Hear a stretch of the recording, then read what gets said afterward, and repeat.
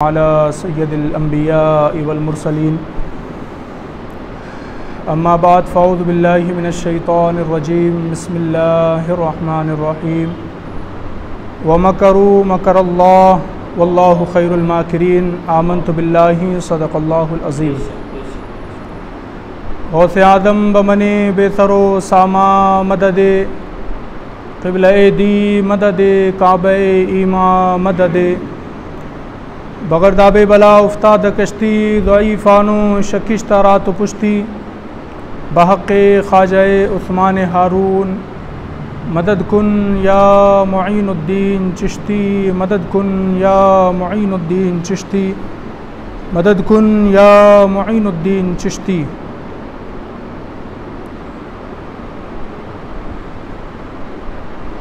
उलमाए अहले सुन्नत व मुबल्लिगीन व अवामी अहले सुन्नत अस्सलामु अलैकुम व रहमतुल्लाहि व बरकातुहू। आइए सबसे पहले हम सब मिलकर आक़ाए नामदार मदीने के ताजदार नाइबे परवरदिगार गुंबदे खज़रा में आराम फरमाने वाले आका हुज़ूर ताजदार कायनात जनाबे अहमदे मुजतबा मोहम्मद मुस्तफ़ा सल्लल्लाहु अलैहि वसल्लम की बारगाह में अपनी ग़ुलामी का सबूत देते हुए बआवाज़ बुलंद दुरूद पाक का नज़राने अक़ीदत पेश करे। पढ़ी अल्लाहुम्मा सल्लि अला सय्यदिना व शफ़ीअना व हबीबना व मौलाना मुहम्मदिन व बारिक वसल्लिम सल्लु अलैहि सलातन व सलामन अलैका या रसूलल्लाह सल्लल्लाहु तआला अलैहि वसल्लम।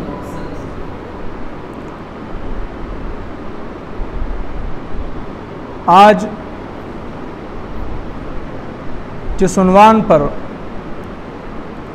ख़िताब करने की सआदत हासिल होगी वो उम्मत मुस्लिमा के अहवाल मस्जिद अक़सा फ़लस्तीन और उम्मत मुस्लिमा के वो पेचीदा मसाइल कि जिन मसाइल की वजह से एक मोमिन तड़प गया है और मोमिन परेशान है कि आखिर ये मुसलमानों पर जुल्म कब तक होता रहेगा।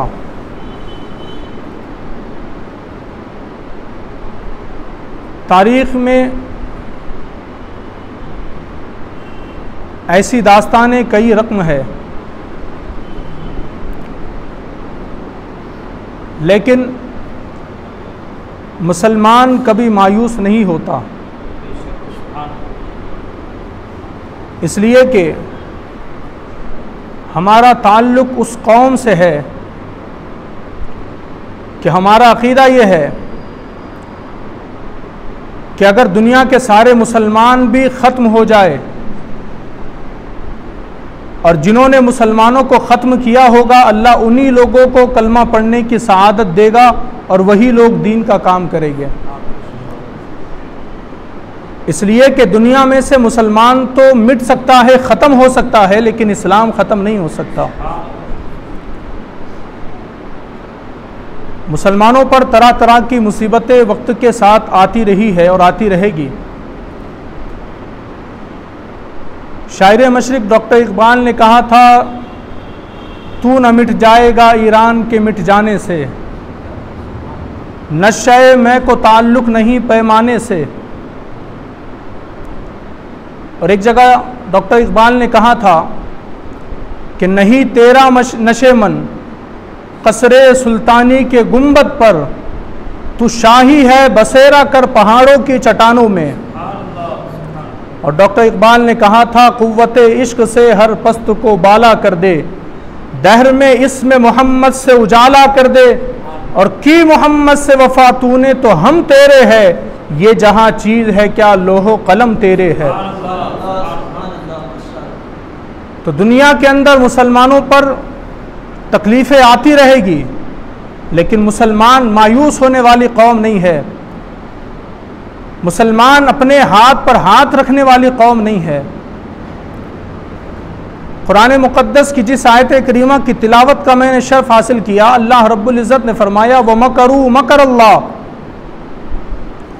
और उन्होंने मक्र किया, लेकिन अल्लाह तबारक व तआला बेहतरीन तदबीर फरमाने वाला है। इस आयत की तशरीह जब आप पढ़ेंगे तो आपको पता चलेगा। अल्लाह रब्बुल इज़्ज़त ने फरमाया कि ये जो काफिर है ये मक्र करते रहे, ये चालें चलते रहे, ये साजिशें करते रहे, लेकिन जब अल्लाह तबारक व तआला किसी काम की तदबीर फरमा लेता है तो पूरी दुनिया के लोग मिलकर भी अगर किसी चीज़ के पीछे लग जाए साजिश करने के लिए, लेकिन जब अल्लाह की तदबीर होती है तो वो तमाम साजिशें ख़त्म हो जाती है और सिर्फ बाकी रहता है तो अल्लाह का नाम और अल्लाह के नाम लेने वालों का नाम रहता है। अगर दुनिया के अंदर अगर परचम किसी का लहराएगा तो वो सिर्फ इस्लाम का परचम लहराएगा। मक्र करने वाले, साजिशें करने वाले तमाम खत्म हो जाएंगे, फना हो जाएंगे, लेकिन जो बाकी रहेगा वो इस्लाम रहेगा, जो बाकी रहेगा वो अल्लाह रसूल का नाम बाकी रहेगा। इसलिए कि इस्लाम की फितरत में कुदरत ने लचक दी है, उतना ही ये उभरेगा जितना के दबाओगे। आज उम्मत मुस्लिमा जिस हाल से गुजर रही है वो हम पर आया है। दुनिया के अंदर आज हर देश के अंदर मुसलमान जो है वो तकलीफ की जिंदगी गुजार रहा है, मुसलमान हर देश के अंदर परेशानी की जिंदगी में मुब्तला है। लेकिन आप देखिए इन तमाम ममालिक के अंदर अगर सबसे ज्यादा परेशान अगर किसी देश में मुसलमान है तो वो फलस्तीन का मुसलमान है। अगर सबसे ज्यादा जख्म कोई बर्दाश्त कर रहा है वो फलस्तीन का मुसलमान है। अगर सबसे ज्यादा वार किसी पर किए जा रहे हैं वो फलस्तीन का मुसलमान है। इसलिए कि आप देखें हिंदुस्तान के मुसलमान पर भी जुल्म होता है, पाकिस्तान के मुसलमान पर भी जुल्म होता है, अमेरिका के मुसलमान पर भी जुल्म होता है, ईरान और इराक के मुसलमान पर भी जुल्म होता है, मुल्क शाम और मुल्क मिस्र के मुसलमानों पर भी जुल्म होता है। लेकिन आपको पता चलेगा वो जुल्म कुछ दिन के लिए होता है, साल में या तो 10 दिन उन पर जुल्म होता है या 20 दिन उन पर जुल्म होता है या 6 महीने उन पर जुल्म होता है, लेकिन उसके बाद एक वक्त आता है कि वो उस जुल्म के पंजे से निकल जाते हैं, आखिरकार वो ठंडी सांस लेते हैं और उनकी जिंदगी जो है वो दोबारा पटरी पर आ जाती है। लेकिन मैं आपको बताना चाहता हूं इन तमाम ममालिक के मुसलमानों को देखो और उसके बाद फलस्तीन के मुसलमानों को देखो। अगर आप बात कश्मीर की करते हो, कश्मीर के मुसलमानों पर ऐसा जुल्म किया गया है कि 3-3 महीने तक उनके ऊपर पाबंदी लगाई गई है, 6-6 महीने तक उनको इंटरनेट से दूर रखा गया है। लेकिन आप देखें आखिरकार वो वक्त आया है कि वहां के मुसलमानों के ऊपर से पाबंदियां खत्म हुई है, वो वक्त आया है कि फिर वहां पर इंटरनेट को बहाल किया गया है। लेकिन आप फलस्तीन की तारीख उठा करके देखें, फलस्तीन की वो सरजमीन जहां पर आज से जुल्म नहीं हो रहा बल्कि कई सदियों से वहां पर जुल्म हो रहा है, लेकिन अब ऐसा जुल्म फलस्तीन के मुसलमानों पर हो रहा है। आप तारीख उठाए तो 2007 के बाद से मुसलमानों के ऊपर ऐसा जुल्म किया और बर्बरियत की दास्तान रकम की जा रही है कि दुनिया के तारीख निगारों ने लिखा है कि फलस्तीन पूरा मुल्क जेल बन चुका है, फलस्तीन का पूरा मुल्क जैसे लगता है कैद खाना हो, फलस्तीन का पूरा मुल्क ऐसे लगता है जैसे इन इसराइलों ने फलस्तीन के पूरे मुसलमानों को कैद खाने में तब्दील कर दिया है। आप देखें वो फलस्तीन की तारीख उठाकर 2007 के बाद से फलस्तीन पर वो जुल्म ढाए जा रहे हैं कि फलस्तीन के मुसलमानों का जो रकबा है, उनका जो इलाका है, उनका जो मुल्क है वो सिर्फ 41 किलोमीटर का मुल्क है। फलस्तीन कोई बहुत बड़ी जमीन पर अभी बाकी नहीं रहा है, बल्कि इसराइलों ने कब्जा करते करते आज फलस्तीन को इस हद पर ला करके रख दिया है कि फलस्तीन सिर्फ 41 किलोमीटर के अंदर मशहूर होकर के रह चुका है।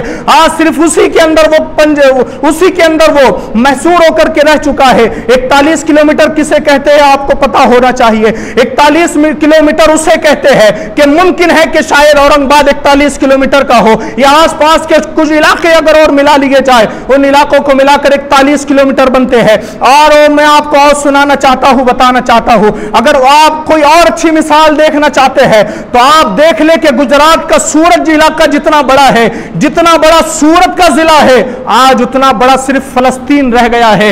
आज सिर्फ मुल्क के नाम पर आप देखें तो फलस्तीन तो हमें बहुत बड़ा मुल्क नजर आता है, हमें लगता है कि बड़ी तादाद में मुसलमान वहां रहते हैं, लेकिन आप देखें अगर नक्शे के ऊपर 41 किलोमीटर के अंदर ये कैद होकर के मुसलमान रह चुके हैं। और सिर्फ यहां पर जमीन की तंगी इनके पास नहीं है, बल्कि आज हाल यह है 2007 के बाद से कि 2007 के बाद से फलस्तीन के ऊपर इसराइल ने ऐसे पंजे गाड़े हुए हैं कि कोई सुई का टुकड़ा भी फलस्तीन के अंदर दाखिल नहीं कर सकता।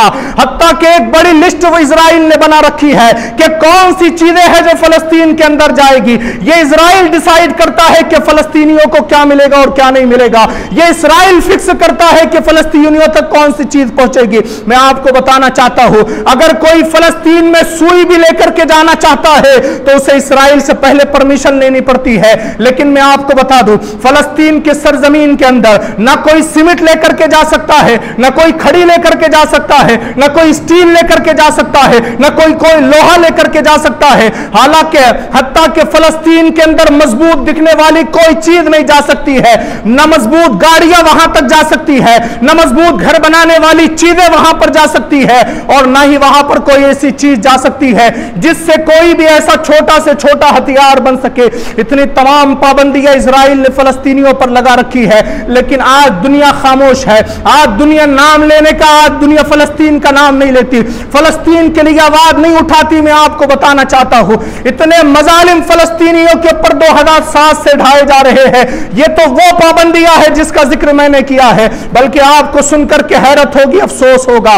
दवाई हर मरीज का हक होती है, लेकिन फलस्तीन के अंदर भी सिर्फ वही दवाई जा सकती है जिस दवाई की इजाजत इस्राइल दे सकता है। जिस दवाई की इजाजत इस्राइल ने दी है, फलस्तीन में सिर्फ वही दवाई जा सकती है। हत्ता कि अगर फलस्तीन में कोई सीरियस हो जाए ना, अगर आज हमारे इलाके में कोई सीरियस हो जाए, मदद के लिए 100 लोग आकर के खड़े हो जाते हैं। अगर आज हमारे इलाके के अंदर कोई बहुत ज्यादा बीमार हो जाए, लोग उसके लिए फ्री दवा का इंतजाम कर लेते हैं। लेकिन फलस्तीन में जब कोई सीरियस होता है, बीमार होता है, तो उसके बाद उसके घर वाले वो डॉक्टर की लिखी हुई पर्ची इजरायली हुक्कामात के पास लेकर के जाती है।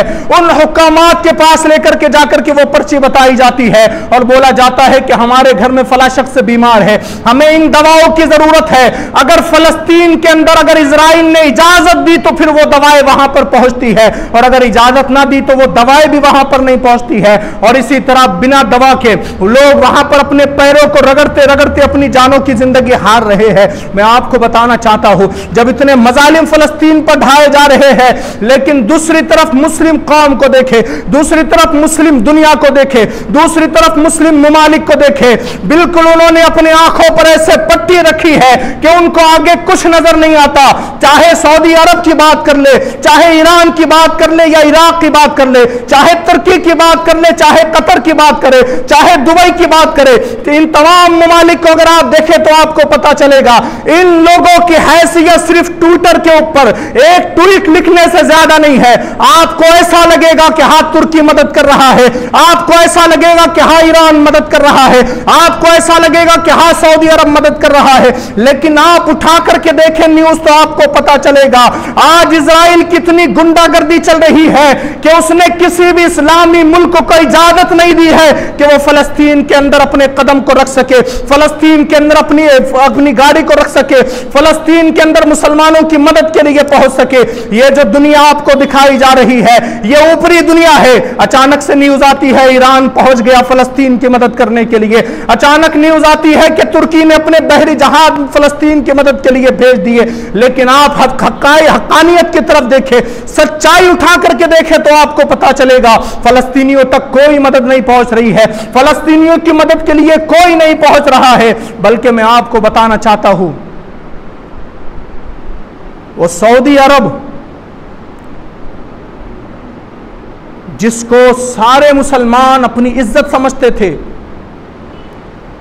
अगर पूरी दुनिया के अंदर कोई मसला हो जाए तो सारी दुनिया के लोग सऊदी अरब की तरफ निगाह उठा करके देखते थे। लेकिन उन्हीं सऊदी मुल्कों के अंदर एक मुल्क है कतर और एक मुल्क है दुबई।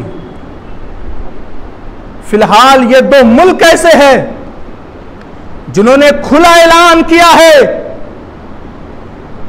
कि हमास ने इस्राइल पर जो हमला किया है हम उस हमले की कंडेम करते हैं, निदामत करते हैं। और इन दो देशों ने यह ऐलान किया है कि हम इस मामले में फलस्तीन नहीं इजराइल के साथ है। आप किस मुल्क की बात करते हो कि वो इस्लामी मुल्क है? किस मुल्क पर फख्र करते हो कि वो इस्लामी मुल्क है, बड़ी टेक्नोलॉजी के अंदर आगे है? किस मुल्क पर हम फख्र करते हैं कि देखो वो मुल्क की तरफ, उसके अंदर बड़ी बड़ी बिल्डिंगें आपको नजर आती है, ये बिल्डिंगें मुसलमानों की है। वो बिल्डिंगें हमारे किस काम की? अगर वो किसी मुसलमान की मदद के लिए नहीं पहुंच सकते, वो दौलत हमारे किस काम की अगर वो मुसलमानों के ऊपर खर्च नहीं हो सकती? आप देखिए ये दुनिया का नक्शा जो बदल रहा है, दरअसल ये दुनिया के अंदर ये वेस्ट बैंक को पूरी दुनिया के अंदर फैलाने की प्लानिंग चल रही है। ये दुनिया के अंदर इस्राइल हुकूमत करने के लिए कोशिश कर रहा है। आज जो ईरान हो, इराक हो, शाम हो, लेबनान हो, तुर्की हो, मिस्र हो, ये जितने ममालिक है वो सोच रहे हैं कि ये तो फलस्तीन का मसला है। ये फलस्तीन का मसला नहीं है, ये सारे मुसलमानों का मसला है। ये सिर्फ फलस्तीन का मसला नहीं है। अगर आज ये फलस्तीन में हो रहा है तो कल ये ईरान में होगा। अगर आज ये फलस्तीन में हो रहा है ये मुल्क शाम में होगा।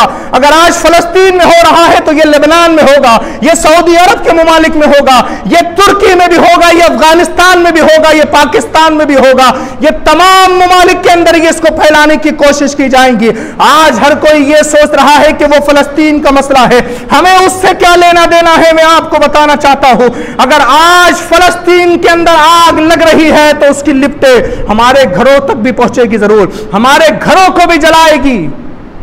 वो राहत इंदौरी ने कहा था, लगेगी आग तो आएंगे कई घर जद में। इस इलाके में सिर्फ हमारा मकान थोड़ी है। आप सोच रहे होंगे कि ये तो बड़े बड़े मुल्कों की बात है हजरत, हमको इससे क्या लेना देना, हम क्या कर सकते हैं फलस्तीन के लिए, हम क्या कर सकते हैं। मसला यह है, मस्जिद अक्सा की तारीख तो आप सुन चुके। अभी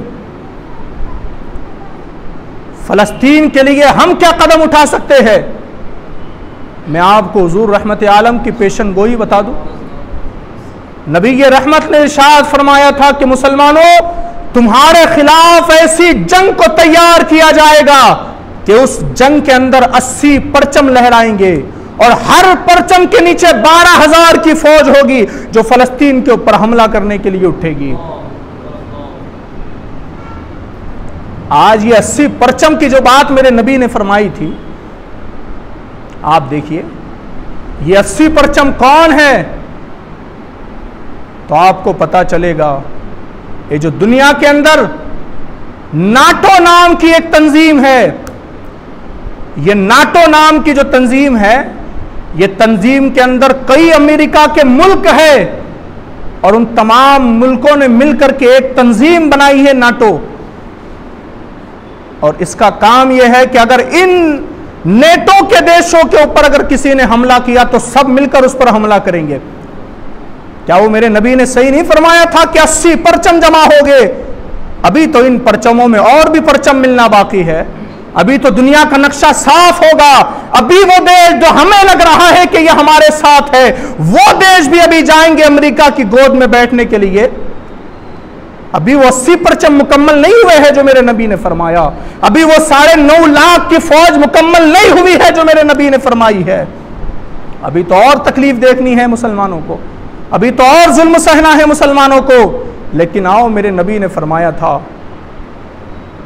कि मुसलमानों, वो इतनी तादाद में होकर भी तुम पर हमला करेंगे, लेकिन इतनी तादाद में होने के बावजूद भी वो तुम्हें नुकसान नहीं पहुंचा सकेंगे, वो तुम पर काबिज नहीं हो सकेंगे। इसलिए कि मेरी उम्मत के अंदर एक जमात ऐसी होगी जो हमेशा हमेशा जिहाद का परचम बुलंद करके चलेगी, हमेशा जिहाद का परचम बुलंद करके चलेगी। और जब तक वो लश्कर मेरी उम्मत के अंदर मौजूद रहेगा, कभी तुम पर कोई काफिर गालिब नहीं आ सकता।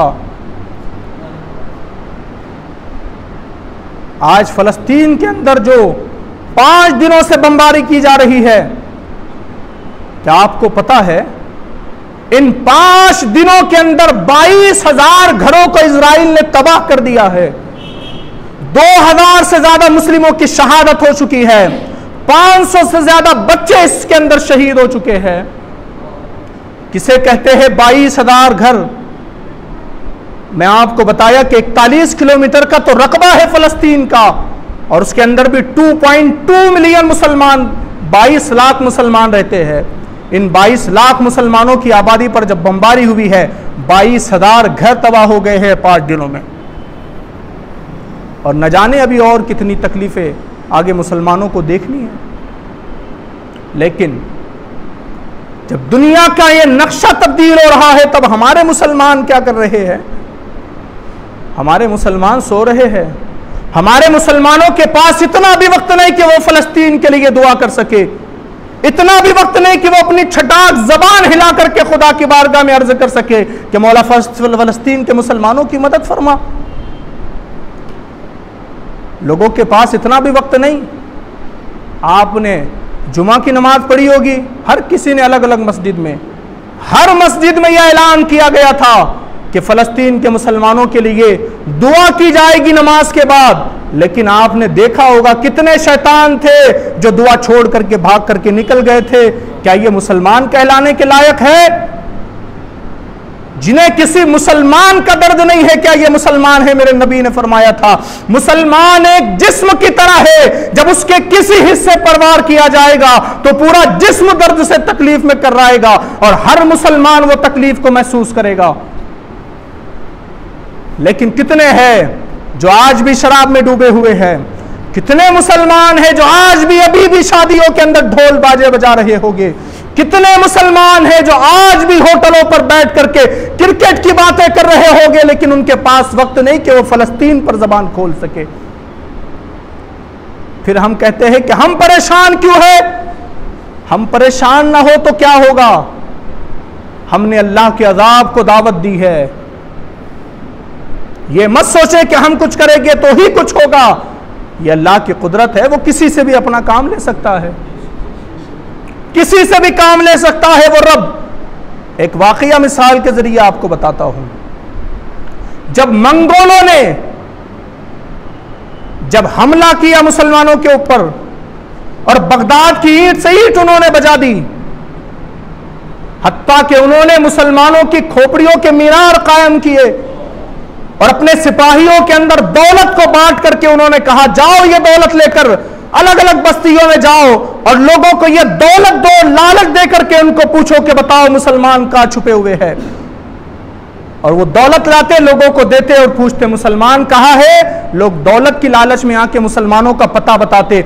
ऐसा ढूंढ ढूंढ करके मुसलमानों को कत्ल किया गया था।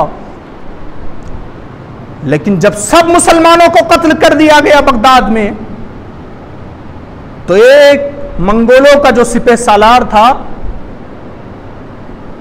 वो ईसाई हो गया। ईसाई मजहब उसने अपना लिया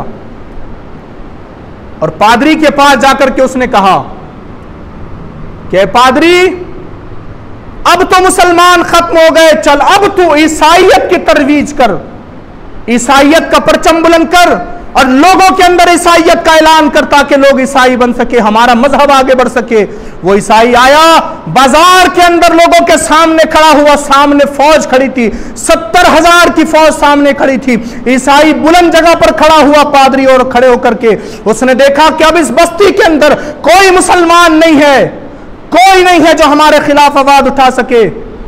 तो सीधा ईसाई पादरी ने क्या किया, इस्लाम पर हमला इसने ऐसे किया कि मुसलमानों के बारे में उसने कुछ नहीं कहा, लेकिन बाजार के बीच खड़े होकर के उसने आकाए दो जहां की गुस्ताखियां करनी शुरू की, इसलिए कि पता था कोई मुसलमान नहीं है यहां पर आवाज उठाने वाला। जब हुजूर की गुस्ताखियां उसने की ना, और हाथ उठा उठाकर जब नबी रहमत की बात करता, तो सामने एक किनारे पर, खेमे के किनारे पर, उसकी चौखट से एक कुत्ता बंधा हुआ था।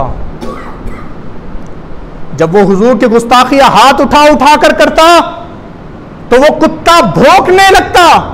लोग आकर के कहते कि देख तू नबी की गुस्ताखी कर रहा है इसलिए ये कुत्ता भौंक रहा है।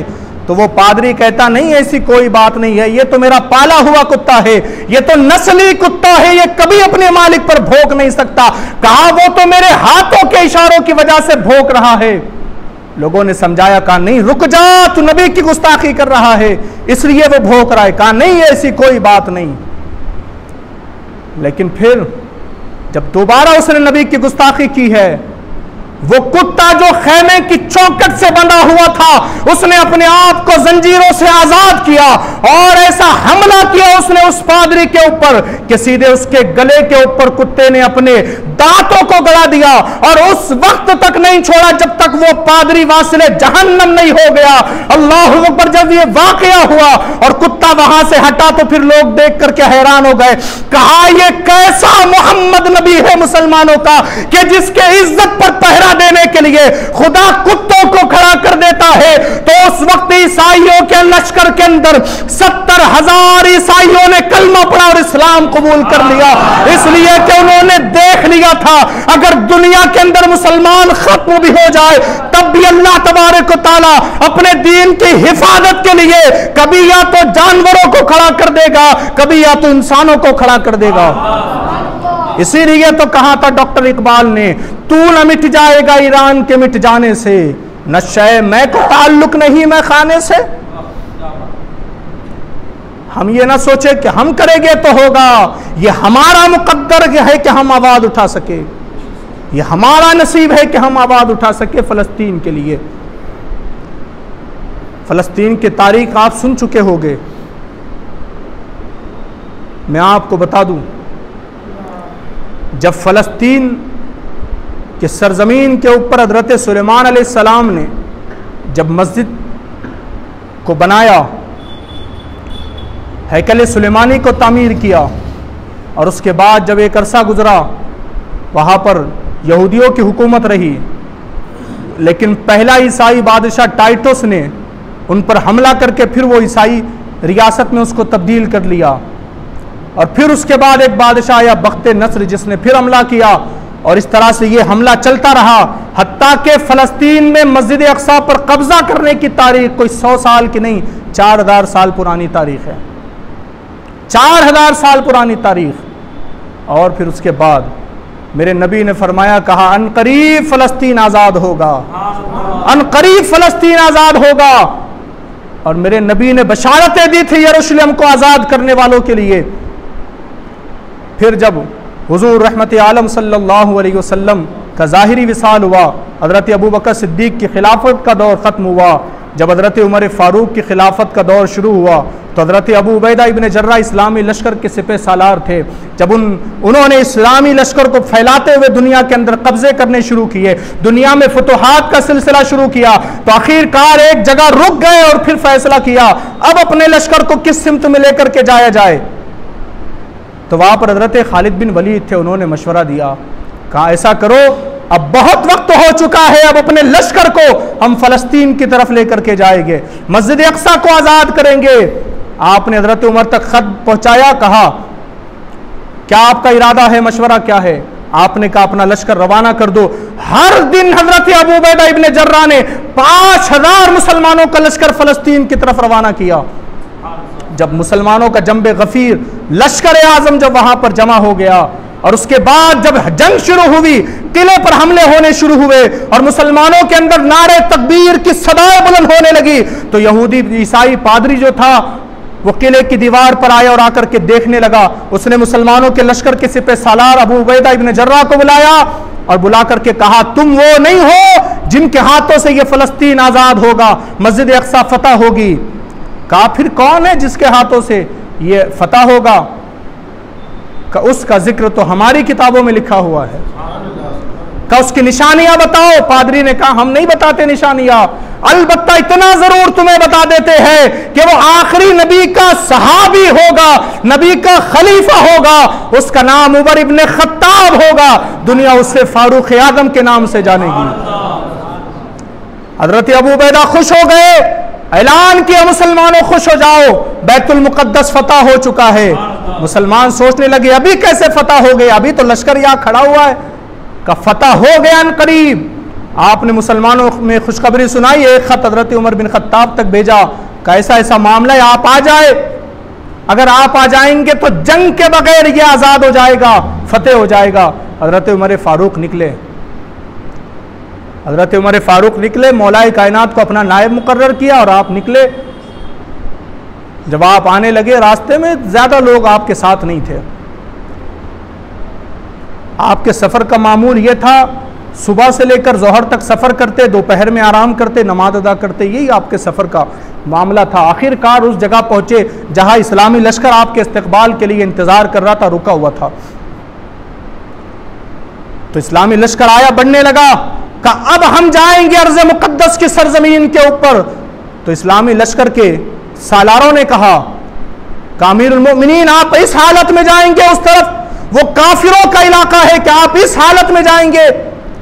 कहा आपने जो लिबास पहना हुआ है उसके ऊपर 14 पेवन लगे हुए हैं, आप इस लिबास को पहन करके जाएंगे, दुश्मनों पर क्या रौब होगा इस्लाम का, दुश्मनों पर क्या दबदबा इस्लाम का पड़ेगा, क्या छाप पड़ेगी? कहा आप ये लिबास अपना तब्दील करें, मिस्री लिबास आप पहने। लोगों की दरख्वास्त पर आपने सफेद कलर का मिस्री लिबास पहना, घोड़े पर बैठे और आप आगे बढ़ने लगे। चंद ही कदम चले थे कि हजरत उमर फारूक के चेहरे पर घबराहट के आसार नमूदार हुए, फौरन घोड़े से उतरे, वो मिस्री लिबास उतार करके फेंक दिया। लोगों ने पूछा क्यों आपने ये कीमती लिबास फेंक दिया? तो उमर बिन खत्ताब ने कहा था इसलिए कि तुम्हारे लिबास ने अभी मुझे मुतकब्बिर बना दिया था, का अनकरीब था कि उमर हलाक हो जाए, अल्लाह ने उमर को बचा लिया। का तुम्हारा लिबास मेरे अंदर तकब्बुर पैदा करना चाहता था, इसलिए यह लिबास को उतार कर फेंक दिया। लोगों ने कहा उमर बिन खत्ताब फिर ये पैवन लगे कपड़ों से इस्लाम की इज्जत क्या बुलंद होगी, इन पैवन लगे कपड़ों से काफिरों के अंदर क्या दहशत बैठेगी। उमर बिन खत्ताब ने कहा था तुम क्या समझते हो, यह हमारे कीमती लिबास है जिन्होंने हमें इज्जत दी है, तुम क्या समझते हो यह हमारी कीमती सवारियां है जो हमें इज्जत देते हैं? नहीं, बल्कि यह कीमती लिबास हमें इज्जत नहीं देते, बल्कि मुस्तफा का करम है जो हमें दुनिया में इज्जत अता करता है, मुस्तफा का सदका है जो हमें दुनिया में इज्जत अता करता है, मुस्तफा के नालैन का सदका है जो हमें दुनिया में इज्जत अता करता है। मुसलमान की इज्जत कीमती लिबास से नहीं है, उसके ईमान से है। मुसलमान की इज्जत अच्छी सवारी से नहीं है, मोहब्बत रसूल से है। जब हजरत उमर बिन खत्ताब पहुंचे वहां दरवाजे के पास, उस ईसाई राहिब ने खुशी खुशी वो चाबी दे दी, और यह पहली मर्तबा था कि फलस्तीन के अंदर मुसलमानों के कब्जे में आया था बैतुल मुकद्दस। इसलिए कि उससे पहले तो जो कलमा पढ़ने वाले चाहे यहूदी हो या ईसाई हो, भले ही उस दौर में वो मुसलमान रहे हो, लेकिन मेरे नबी की उम्मत में नहीं थे। तो यह पहली मर्तबा था उमर बिन खत्ताब, इसलिए कि जब आप आए ना बैतुल मुकद्दस की तरफ तो ईसाई लोग आने लगे बाहर और उमर बिन खत्ताब को देखने लगे, इसलिए कि उनके अंदर ये तलब थी कि देखे तो सही आखिर वो मुसलमानों का अमीरुल मोमिनीन है कौन, जिसके नाम से कभी कैसर कांपता है तो कभी किसरा कांपता है। आखिर वो है कौन मुसलमानों का अमीरुल मोमिनीन कि जिसके नाम से आसपास के इलाके कांपते हैं, जिसका नाम लेने के बाद काफिरों के पैरों तले जमीन खिसक जाती है। जब वो आए और आकर के उन्होंने देखा उमर बिन खत्ताब को, तो उमर बिन खत्ताब तो पैदल चल रहे थे, घोड़े की लगाम थामे हुए, मैसरा को आपने अपने घोड़े पर बिठाया हुआ था, और जब करीब पहुंचे तो लोग देख करके हैरान हो गए। कहा ये उमर है जिसके नाम से हम कांपा करते थे, क्या ये उमर है जिसके नाम से हम डरा करते थे? कहा ये घोड़े पर बैठा हुआ उमर है। कहा ये तो काला है, इसके होंठ मोटे हैं। कहा ये उमर से हम डरते थे। अबू उबैदा इब्ने जर्राह ने कहा लोगों धोखा खा रहे हो, घोड़े पर बैठा हुआ उमर नहीं है, वो तो उमर का गुलाम है। मुसलमानों का अमीरुल मोमिनीन तो वो है जो घोड़े की लगाम थामे हुए आ रहा। लोग देखे तो फिर हैरान हो गए, कहा यही तो सादगी है जिसने उमर को दुनिया का राजा और बादशाह बनाया हुआ है। ये उमर जो आज तुम्हें घोड़े की लगाम थामे हुए दिख रहा है, दरअसल ये वही उमर है जिसने पूरी दुनिया की लगाम थामी हुई है। इसने सिर्फ घोड़े की लगाम नहीं थामी बल्कि पूरी दुनिया की लगाम थामी है। हजरत उमर फारूक रदियल्लाहु ताला ने उसको आज़ाद किया, कई साल मुसलमानों के पास रहा, फिर ईसाइयों के पास चला गया। लेकिन फिर एक वक्त वो भी आया कि जब ये ईसाइयों के पास चला गया तो उस वक्त नूरुद्दीन जंगी का दौर था। जब नूरुद्दीन जंगी का दौर खत्म हुआ तो फिर तख्त पर वो शहसवार बैठा कि जिसका नाम आज भी अगर ले लिया जाए तो दुनिया कांपती है। वो शख्स तख्त पर बैठा के जिसका नाम आज भी ले लिया जाए तो काफिर भी ये मिसाल बयान करते हैं कि उस जैसा लीडर और जनरल हमने दुनिया में नहीं देखा। और उस मर्द मुजाहिद का नाम था सुल्तान मोहम्मद सलाहुद्दीन अय्यूबी। आपने इरादा किया मैं फलस्तीन को आजाद करूंगा, जब तक चैन से नहीं बैठूंगा। जब आपने ये इरादा किया, साथ में मिंबर भी आपने बनाया था, मिंबर भी साथ में था आपके, कहा था जब तक अक्सा आजाद ना हो जाए ये मिंबर मेरे पास रहेगा, और जब मस्जिद अक्सा आजाद हो जाएगी तो ये मिंबर मैं वहां पर लगाऊंगा। हजरत सुल्तान मोहम्मद सलाहुद्दीन अय्यूबी वो बहादुर का नाम है कि जिसने अपनी जिंदगी के 18 साल बैतुल मुकद्दस को दिए हैं। आज हमें दो जबान अलाने की हमारे पास वक्त और हिम्मत नहीं है। सुल्तान सलाहुद्दीन अय्यूबी ने अपनी जिंदगी के 18 साल दिए हैं बैतुल मुकद्दस के लिए। अपनों से जंग की, गैरों से जंग की, हत्ता कि फिर वो वक्त आया कि बैतुल मुकद्दस को फतह करने के वक्त सलीबियों ने जब लश्कर जमा किया तो सामने 4 लाख का लश्कर था और सलाहुद्दीन अय्यूबी के पास 12,000 का लश्कर था। आपने अपने लश्करियों की तरफ मुखातिब होकर के कहा बताओ तुम्हारा क्या इरादा है? सामने कुचल देने वाली फौज है 4 लाख की, बताओ तुम्हारा क्या इरादा है? अगर जाना चाहते हो घर तो जा सकते हो, लेकिन हम तो फलस्तीन को आजाद किए बिना नहीं जाने वाले। तो लश्करियों ने आवाज लगाई थी और कहा था सुल्तान सलाहुद्दीन, क्या हमने इसलिए आपका लश्कर में शामिल हुए थे, इसलिए आपके लश्कर में शामिल हुए थे कि एक वक्त आएगा कि हम आपके लश्कर को पीठ दिखा करके चले जाएंगे? का 18 साल हो गए हैं, हमने अपने घर को छोड़ा है आपके लिए, हमने अपने घर वालों को छोड़ा है आपके लिए, और आज जब मस्जिद अक्सा को आजाद करने की बात है तो आप कहते हो जिसको जाना हो वो चला जाए। कहा या तो हम फतेह हासिल करके वापस जाएंगे या हमारी लाशें हमारे घरों को वापस जाएगी। काम नहीं जाने वाले। जब रूमियों ने ऐलान किया था, कहा सलाहुद्दीन तुम ये लश्कर लेकर के यहां आ गए, तुम्हारे पास ताकत ही क्या है? तो सलाहुद्दीन अय्यूबी ने कहा था तुम नहीं जानते ये कौन है? कहा आए बहुत हो गए, लेकिन अब जो आए हैं इनके बारे में सुन लो। ये जो पीछे लश्कर तुम्हें खड़ा नजर आ रहा है ये गौसे आजम अब्दुल कादिर जिलानी की तरबियत याफ्ता फौज खड़ी हुई है। सलाहुद्दीन अय्यूबी कौन थे? हुजूर गौसे पाक के मुरीद थे सलाहुद्दीन अय्यूबी।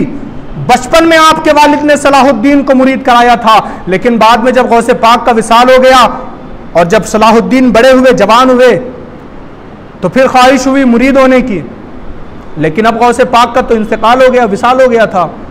तो गौसे पाक के बेटे हजरत अब्दुल रज़्ज़ाक़ कादरी रहमतुल्लाह अलैह आपके पास सुल्तान सलाहुद्दीन अय्यूबी गए और जाकर के उन्होंने कहा कि मुझे गौसे पाक का मुरीद होना है। आप गौसे पाक के बेटे ने फिर दोबारा आपको मुरीद बनाया सलाहुद्दीन अय्यूबी को। तो वो सलाहुद्दीन अय्यूबी कि जब पहुंचे थे अब्दुल रज़्ज़ाक़ कादरी के पास, गौसे पाक के बेटे के पास, कहा दुआ कर दीजिए। तो आपको बताऊं लोग सर पर हाथ रख करके दुआ करते हैं। हजरत अब्दुल रज़्ज़ाक़ कादरी गौसे पाक के बेटे ने सलाहुद्दीन अय्यूबी की गर्दन पकड़ के दुआ की थी, इसलिए कि किसी ने पूछा था सलाहुद्दीन दुनिया में बड़े बादशाह वो जंगों में शहीद हो गए, मारे गए, लेकिन तुम अब तक शहीद नहीं हुए, उसकी वजह क्या है? सुल्तान सलाहुद्दीन अय्यूबी ने कहा था काफिरों के पास ऐसी कोई तलवार नहीं है जो सुल्तान सलाहुद्दीन अय्यूबी के गर्दन पर वार कर सके, इसलिए कि जिस सलाहुद्दीन की गर्दन पर उसके पीर का हाथ हो, भला वो कौन सी तलवार हो सकती है जो उसकी गर्दन को अलग कर सकती है? यह कौल है सलाहुद्दीन अय्यूबी का। ये जो बुजुर्गाने दीन थे ये वलियों से जुड़े हुए थे।